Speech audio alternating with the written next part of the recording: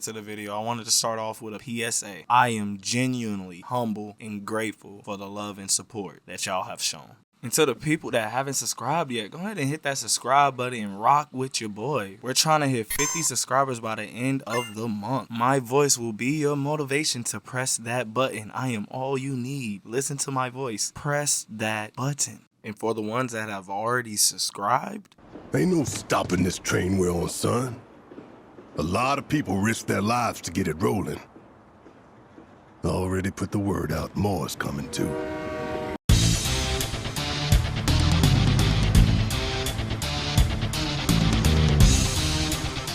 yo, let's get into the video. If you are new here, like, comment, subscribe, make your presence known. Let me know in the comments that you have arrived. I'm Sion, and this will be the first video in a series known as Square Enix No You Didn't. In this series, we will go over the detailed changes in the FF7 remake opposed to the original continuity.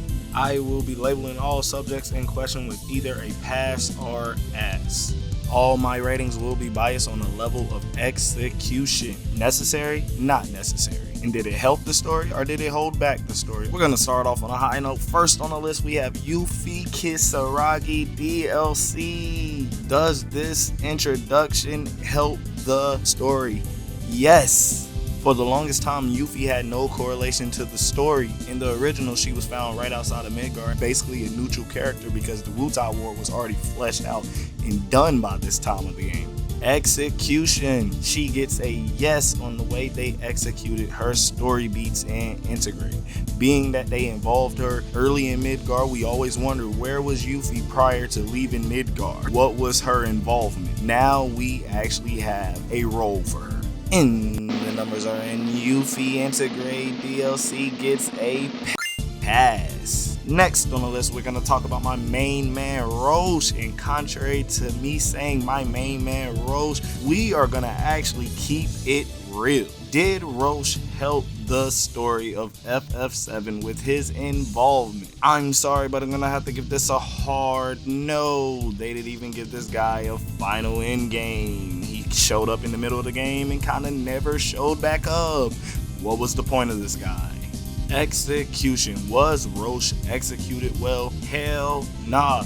A lot of times Roche is just on the screen and he feels like a drag. He feels like just a place value. He's just there to inevitably make the story even longer for no reason. He's a dungeon in himself with no story beats, no backstory, nothing there. Don't get me wrong, the actor that played him busted his ass. I don't think Square knew where they wanted to go with that character in the first installment at all. Take this as a grain of salt because this is still subject to change because Rebirth is on the way and they still have time to give Roche his just dues. But I am a man of my word and I said I will bring you unfiltered opinions. This man gets a ass. And last on the list but not least, we're gonna do chapter 17. In particular, we're going to start off with everything that happens after you leave Earth's room in the beginning of chapter 17 because that part is debatably good. Did this point in the story add or take away from the story? This part of the story felt like a big filler. In this part of the story, you walk around for countless hours in a dungeon.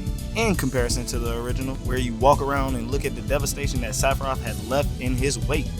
I'm going to have to deem this a setback to the story. Execution. Did chapter 17 deliver? This is gonna suck, but I'm going to have to give it a no. Whereas in the original, you will be walking around at this time just getting out of a jail cell looking at the devastation that Sephiroth had left. Vice versa, now you're just walking around chasing purple goo and chasing the ghost of Hojo for countless hours. This segment of the story found a way to single-handedly shit on Sephiroth's legacy. So with that being said, I'm going to have to give this a ass. And that's the video, people. Short and sweet. If you have things in the game that were changed that you would like to see brought up in this series, leave a comment down below.